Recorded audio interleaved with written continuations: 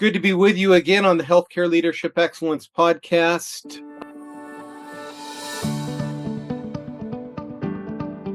I just should have this all pre-recorded because I'm always excited about our guests because we just have great guests.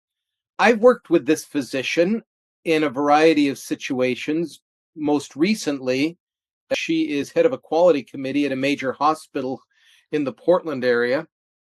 And as I was speaking with her the other day, as we usually do, get into conversations, and I thought our listeners could really learn from this physician.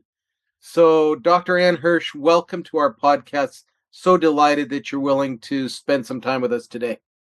Thanks, Carl, for inviting me. I feel so honored and humbled to be asked to be on your podcast. So thank you. You're welcome.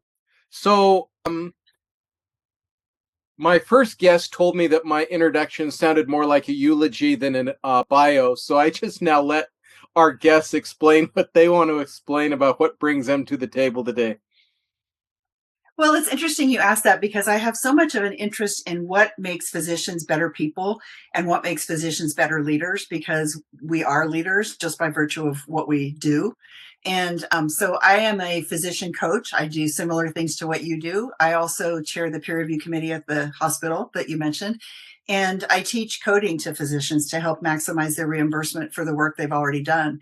And all of those things feel like, to me, they are helping physicians to be the best people that they can be. And that just really excites me. It's my passion. So that's my story. What's your specialty? Internal medicine is what I was trained in. I just retired from clinical medicine in December after 32 and a half years. Loved every minute of it. Wow. And that's just so great to have a guest that has literally decades of bedside experience. And I think our listeners are going to see that come through on some of the questions. One issue that, and coach to coach here, what I see with a lot of my clients is in calm times, they do great. But boy, in a crisis setting, the voice tone rises, and sometimes just people don't start coming across as their best. So what suggestions, again, as a bedside professional for 30 plus years, what suggestions can you give both to physicians and nurses about controlling the emotions during crisis situations? That's so important. It's all about communication. Just by virtue of having the letters MD or DO behind your name means that you are never not a leader. And I emphasize the double negative. I love that. People are just looking to you all the time to set the tone and to follow your leadership style. Communication in crises isn't just important, it's kind of critical. It's the crux of what we do. And so if you're ambiguous, that can cause delays, confusion in the team, and often patient or even physician harm, which is obviously not our goal. Strategically, I think establishing communication protocols before a crisis hits is really important. So everybody knows the clear chain of command, what their role is, who's going to do what, who's going to say what, so that communication is already defined. In situations, being clear about what's important, staying calm, that's probably the most important, keeping your emotions in check, and being consistent is probably the best way to go. I also think saying what you know and admitting what you don't is really important, and then outlining next steps. Here's what we're going to do. So you can say, hey, I don't have all the answers, but this is what we're going to do next. And that builds trust in the team. And then coming back with updates regularly, saying things like, hey, there's still no new information yet, but at least that keeps the team engaged. They know that you're still involved. And I think that really helps. And that reduces anxiety and helps keeps the team focused. So I want to get back. And I guess, Doctor, it's here a great case of confirmation bias. I absolutely love your point that you're never not a leader. Yet all the time I hear people say, Carl, I'm worker bee. I'm a hospitalist. I have a census of 17 patients. Don't tell me I'm a leader. I'm just trying to get through my day with minimum staffing and et cetera, et cetera. When you run into a client of yours or when you're on your quality committee who says, not a leader, just a doctor, because I think this is just such a key area. if people see themselves as just a doctor or just a nurse, that limits them. So what do you tell your clients regarding not just, doesn't work, go more into never not a leader? It's funny you say that because I have been known to say that term or that phrase, I'm just a doctor, because sometimes you feel like that's what you are. You are just the worker bee. But it's amazing when you hear patients come back to you or colleagues come back to you, sometimes many years later, and say, you know, what you said to me that one time really changed my life, changed my world, whatever it is. It's amazing how much just our presence, our statements, our demeanor, all of that really matters. And so we are looked at as leaders, even though sometimes we just feel like we're just, in the gutter doing the work that we do every day. So in our pre-call, you talked about the importance of self-awareness as a medical leader.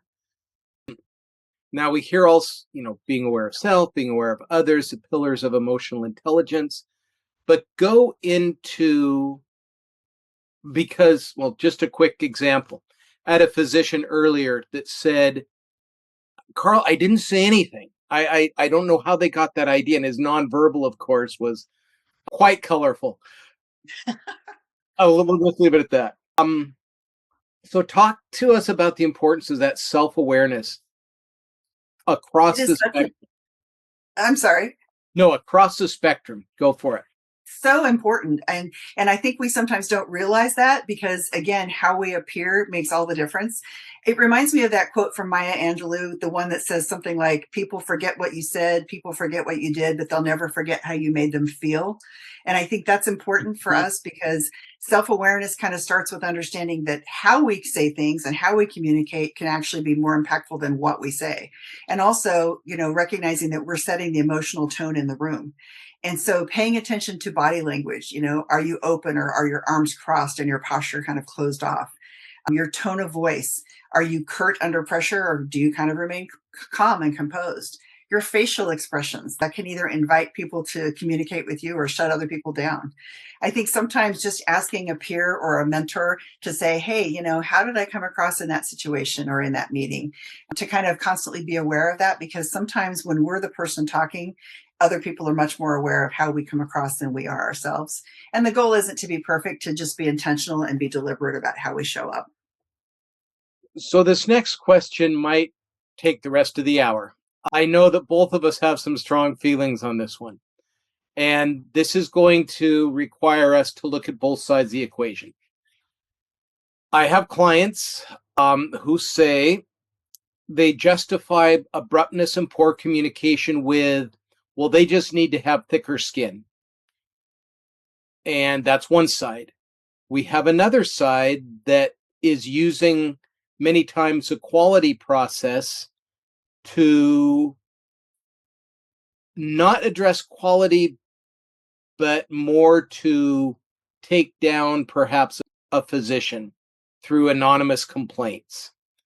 Our listeners know very deeply how I feel about that, the importance of people just talking with each other. But go into both. The person that says, well, I just am who I am and they need to be thicker skinned, and the people who are using a system, in my view, my words, incorrectly. Talk to us. Those are both such important aspects of things. I think the mindset of, just they just need thicker skin, that was tolerated in the past, maybe 30 years ago when I first started in medicine. But today in the healthcare system with teamwork and all the different ways that we approach medicine, that's just not tolerated any longer. And I think we need to think about emotional intelligence, getting the best out of people as opposed to coddling people. When people are shutting down, they're not interpreting your instructions correctly. They dread interacting with you. Nurses that are afraid to contact you because you've been kind of scritchy in the past on a phone call. That's not a skin thickness issue. That's a leadership issue.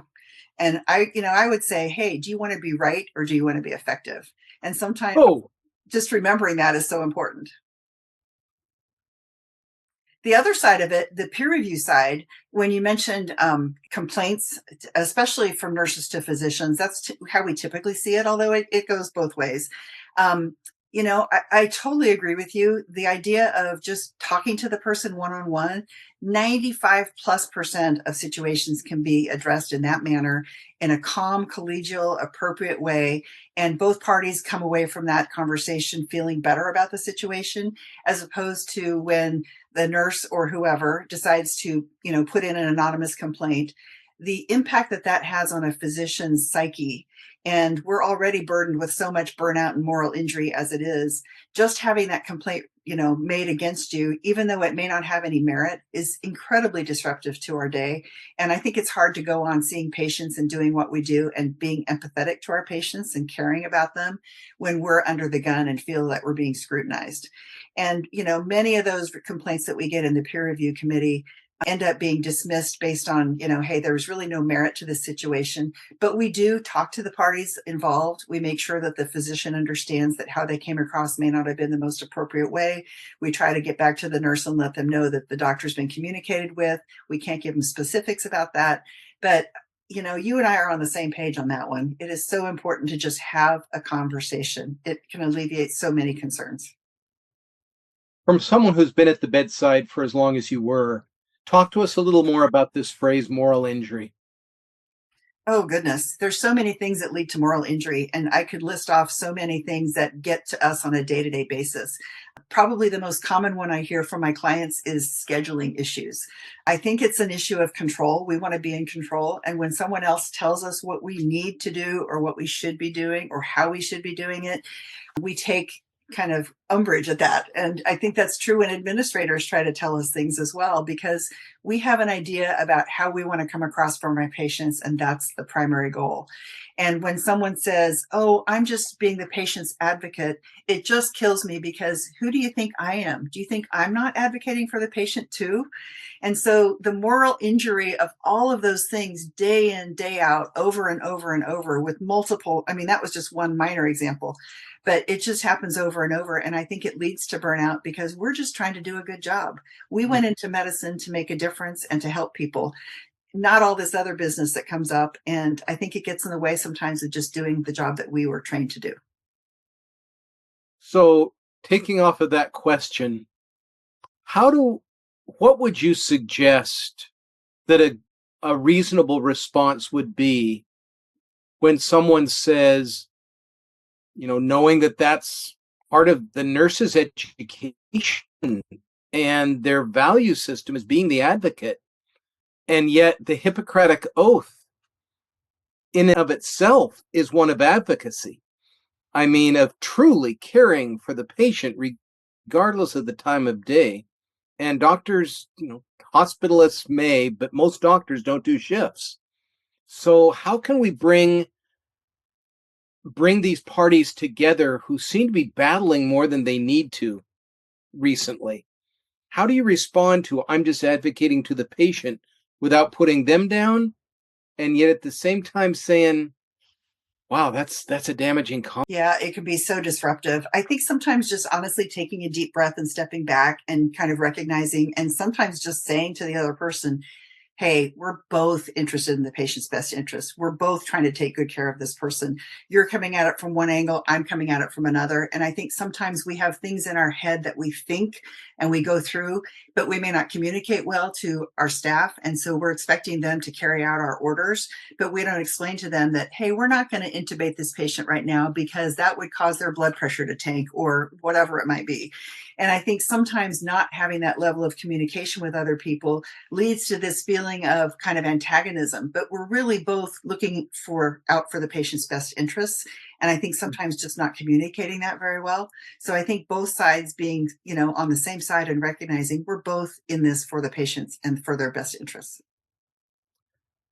Another situation somewhat along the same line, but what I've seen is the majority of my physician clients, they don't need any help with bedside manner. They are they minister to their patients. They are absolutely, I worked with a surgeon up in Spokane, and she was legendary. Patients lined, literally, she had waiting lists because everyone wanted Dr. Jones, not her real name, obviously, to be their doctor. I mean, she would just go triple extra mile for her patients. But for her colleagues, the nurses on the floor, fellow physicians, she just had, I mean, I interviewed a lot of people around this situation. And when people checked their shifts and saw that they were on when she was on, I mean, let's take PTO, let's take FMLA, let's do anything not to be with Dr. Jones, because she'd go from this warm, cuddly, fuzzy, Mother Teresa figure with the patients to the Jekyll and Hyde, highly demanding. I mean, as one person said, she'd be holding the patient's hand and 2 minutes later could be heard screaming at the nurses. How do you help someone see, like, how do you help take what they're doing so well in the room with the patient, and the colleagues need that same level of emotional intelligence? How do you coach your people in that regard? It's funny that you say that because my husband has occasionally walked in on me leading a group coaching session, and he'll say later to me, "I want you to be that person with me." And I'm like, "Oh." So I think we all do that to some degree, and it's a real challenge. I think we're clearly trained in empathy, but that empathy is usually directed towards patients and not our colleagues. And I think just as a leader, you kind of need to make the connection between the idea that what makes you an excellent caregiver, your listening, your clarity, your compassion, your empathy, is what makes you an excellent colleague as well. And so encouraging them to shift their gears and say, okay, open-ended questions in meetings are the way to go. Validate their contributions, check in without an agenda, model it yourself. I think act as though that person that you're talking to, that colleague, is a patient, and kind of keeping that same, obviously you're using medical terminology, but keeping it at that same level in terms of empathy. Because when people feel seen and valued, the collaboration clearly improves, and burnout, frankly, decreases. I think the culture will shift when empathy becomes kind of a team value, not just a clinical one for the patients. I also think remembering to let people show you what they're capable of instead of pigeonholing them into your own narrow vision of what you think they have to offer can kind of surprise you. And sometimes just remembering what they have to offer and trying to bring out the best in them by bringing out the best in yourself is the best way to do that. It's a tough one. So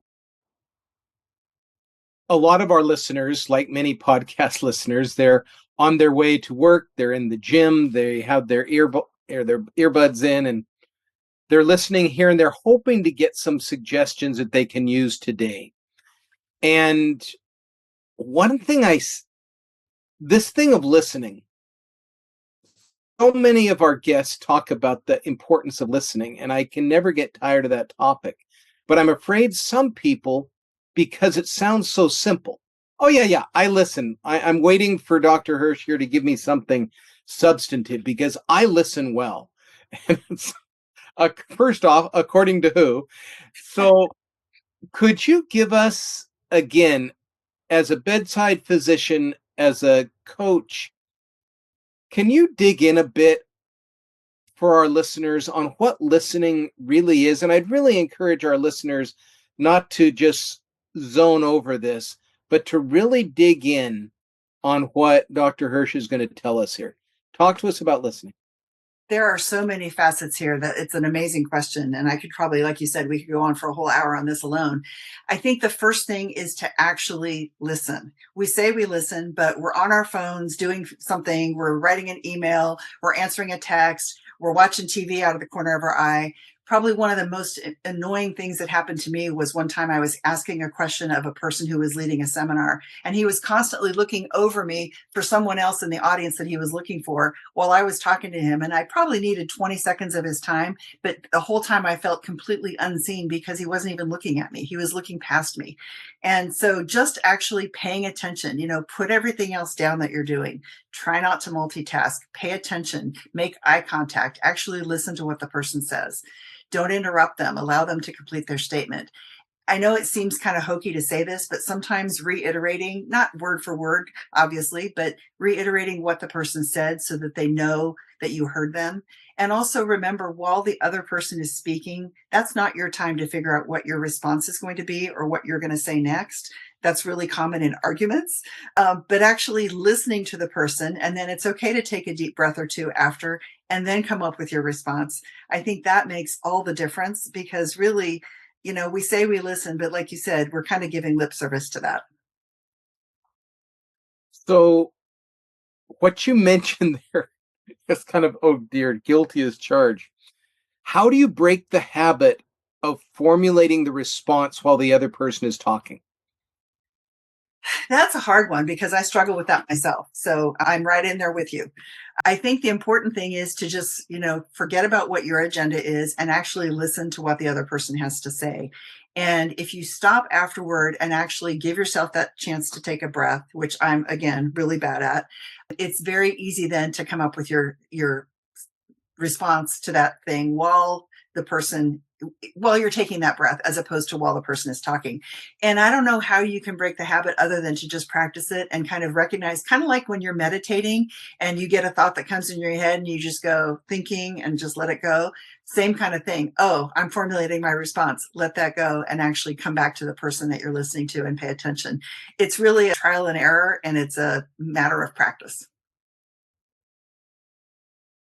So, not a leading question here, but saying that matter of practice. I've had senior leaders look at me, and it's almost a contradiction in what they're asking me to do. When they say, Carl, we'd like you to coach Dr. So and so. And then almost parenthetically, but I don't know. And the phrase that I hate, a leopard can't change his spots. How do you respond to someone who, with that response, is telling me coaching is a check the box on a pathway to dismissal or suspension of privileges? I guess we wouldn't be in the profession we're in coaching if we didn't believe that change was possible. But how do you help a senior leader support the change that we know can occur, even at advanced stages of career? I think we may not be able to change the spots or get rid of them, but maybe we can change the color. I think that sometimes we have to recognize that if we can help a physician gain insight into how they come across to other people, sometimes that's the only shift that they need. They are good people. They're good physicians. They care about their patients. They do all the right things. They just get a little scritchy sometimes when they're talking to colleagues or when they're talking to nurses or other staff members.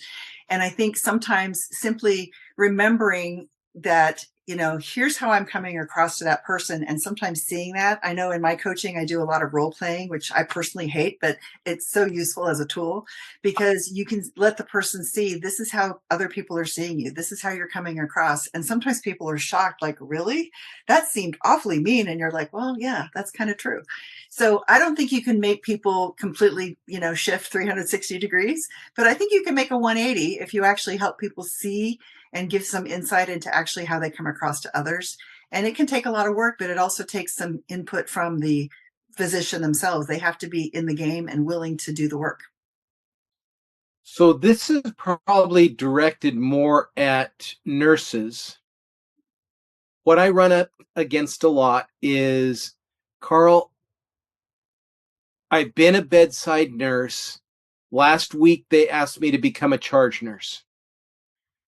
So I it's just so awkward because now the people that I went out to last week for a drink after work now see me as crossing to the other side. A woman that is probably 20 years older than me. We were really good friends, but now when I go to give her feedback, she treats me like dirt at best. How what what counsel, because we have listeners right now that are in exactly that position. What advice would you give to someone who's making that jump from bedside to leadership so they don't get completely psyched out with this just feeling of inadequacy of making that jump? Because in healthcare, we don't do really well in training people for these positions. So any thoughts there? I think this is one of the toughest transitions that people make. And I think remembering where you came from and that you have been in that position of the person that you're talking to is probably the most important thing. The key is to redefine the relationship, not end it. You can still care about them, you just have new responsibilities. And I thinking the most important thing is setting clear boundaries early on. It's kind of one of those yes and situations. Yes, I value our friendship, I value our working relationship. And I also have a responsibility to be transparent, to be fair, to give you honest feedback as your supervisor. It's going to be awkward. That's normal. That's to be expected. But avoiding playing favorites, avoiding withholding feedback to simply preserve the friendship, that's not going to work. That's going to backfire. And I think one of the common mistakes that people make is trying to be liked instead of trying to be trusted. People need to know that you're fair, that you're consistent, that you communicate. Even when it's hard to do those things, it's important to gain their trust and to maintain that trust. So consistency, reliability, and treating everyone the same, whether they're your friend or not, that's what's going to get you brownie points and make you successful in the end. Excellent. In our pre-call, I shared a story with you because you reminded me of something. So I'll briefly tell the story. A doctor went to work in a remote part of Africa, thinking that he could give back after a long career. And he set up a clinic, but no one came to the clinic. And he tried and he tried, and finally, just due to economics, he was going to have to close. And one of his family members, his son, who was traveling with him, became gravely ill and unfortunately passed away. And the doctor, of course, was devastated and heartbroken. And even in front of the villagers at the funeral for the child, was just bereft. I mean, like any of us who have children would be. You can't hold it back, the emotion. And after the funeral, the word went out amongst the little village, the doctor cries. And the next day, his empty clinic was full, and from then on, it was full. So he had gone in with the image, not an ego-ridden image, but one of, I'm the doctor. I have to show the example of being stoic, of, staying tough in difficult times. And yet what the people of that remote area wanted was someone they could relate to. So from that story, your point of the power of openness and vulnerability in leadership. Thoughts on that? Oh, that's such an incredibly powerful story. I just love that. And, just yesterday I was listening to a podcast and the quote from Teddy Roosevelt came up: nobody cares how much you know until they know how much you care. That's what, as you Well were, said that? yeah, that's what it said. That was amazing to me as you were telling that story. I was thinking like, oh my goodness, that's funny that it just came up yesterday. But it's so important that we recognize that human connection precedes trust and trust precedes influence. The doctor may have had all the technical skills in the world, the clinic, the knowledge. The community needed to see his humanity. And when he cried for his son, he became more than just a physician. He became somebody they could relate to, someone who feels like they do. They don't just follow his title. Oh, I'm a physician, I've got a clinic. They needed to see his authenticity. And when he was vulnerable, I think that broke down that barrier. And it said to them, I'm not above you. I'm with you. I'm one of you. I hurt too. My tears are the same as yours. And I think that people trust people who are real and people who show their vulnerability. And I think, especially in a field like medicine that's so emotionally charged at times, showing that humanity, being, grieving with our patients, showing empathy, even sometimes uncertainty, saying, hey, I'm not really sure what's going on here, but we're going to get through this together. We're going to get to the bottom of this. I don't think that weakens our authority. I think it actually deepens our connection. And through that connection, I think that's when the real leadership comes to the fore. So how do you help someone who was trained in the captain of the ship mentality? I think some specialties are even more so than others on that, especially within the surgical realm. What do you say to someone who is in late career and is running up against some new culture that yeah, doctor, showing some vulnerability is going to help you, and it's a foreign language to him. How do you help in that situation? That's such an important one, and we see that a lot in the peer review process as well. I think sometimes physicians and leaders confuse vulnerability with incompetence. And, it's okay to say, this is a challenge. I'd appreciate your input, as opposed to just saying, hey, I have no idea what I'm doing, because that erodes confidence. Whereas the first comment builds connection. And I think it's okay to acknowledge what your limits are, to ask for help, to own your mistakes. I think that sets a tone of psychological safety for the staff. I think pretending to know everything and powering through is not the approach that you want to use. I think that's isolating, and I think that tends to degrade the relationship as opposed to building connection. And I think that, it's also about pressure being inevitable in the OR. It's how you carry and deal with that pressure that matters. In coaching, we often talk about the thought model. There's a circumstance that occurs, you have a thought about it, that causes a feeling, that causes you to act or react, and that causes a result. And if you simply go back and change your thought about that circumstance, that's going to change your feeling, that's going to change your action or reaction, that's going to change your result. And I think sometimes just recognizing your own emotional signals, which sometimes I think is hard for us, especially in the moment, but that tight chest, that anger, that feeling of resentment, the short fuse, the wanting to respond to somebody in that urgent situation, even sometimes just feeling fatigued and like, I just don't have the energy to do this today. Important to recognize those cues and step back before you react. Take that deep breath before you react. I think also doing some decompression between, situations can help, like just taking your brief pause between a case. Sometimes we run from the OR to talk to the family, to write the note, to go to the post-op, we just kind of go on autopilot, as opposed to taking a second and recognizing, hey, that was a really tough case. And we almost lost the person. And that was really hard. And taking a debrief with the staff, involved in the case, because they're hurting too. They're feeling the same thing you are. I think also taking a brief walk, taking some deep breathing, doing some deep breathing exercises, even checking in with someone else, doing a debrief. I'm not going to suggest yoga, I promise. But I think just those little things that we can do in our day that don't take a lot of time but can make all the difference is so important. It's okay to be emotionally honest. This is a tough day, but we're in this together. We made it through. We're going to keep working together. And I also think watching that you don't displace your own personal stress on other team members, because that's really easy to do. You're upset about an argument you had with your spouse and you take it out on the nurse in the OR. And that's just something that we need to remember, to check those emotions at the door. You know, How do you do that? it sometimes is very tough. And I think it's just important to think about it like you would going into a patient encounter. I remember a gynecologist telling me it's so hard to go from one room where the family just lost a baby and, had a stillborn baby, to the next room where the person is newly pregnant and all excited, maybe after going through in vitro or whatever. And just sometimes recognizing that we do have to just kind of say, okay, that's a really sad situation, and be empathetic and grieve for that first family, but then, put on your happy face and move to the next client, because they're there and they need the same amount of attention and empathy that you gave to the previous family. And it's not easy, but it's important to remember that, because you can't bring your own emotions from outside medicine into the OR or into your workplace, because that's just going to backfire.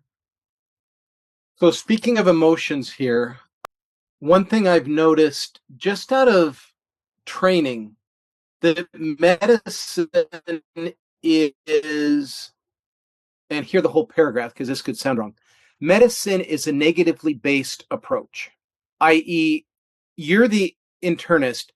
I don't come to you to have you tell me, Carl, 90% of you is wonderful. And yeah, you have those little black spots on your x ray, but no, I want you to tell me everything that's wrong so it can get better. And yet, I've had some excellent high level leaders within many organizations tell me that negative approach to medicine, which needs to be, I mean, doctors and surgeons are problem solvers, and to solve a problem, you have to focus on the problem. But they use that also as they switch from the clinic to the work site, and their colleagues rarely, I guess I could use that, rarely are the successes celebrated. I remember one CEO switching her morning huddle to talk about all the lives they'd saved in the previous 24 hours before they necessarily addressed the one or two that didn't make it in their hospital. So could you talk to us a bit again?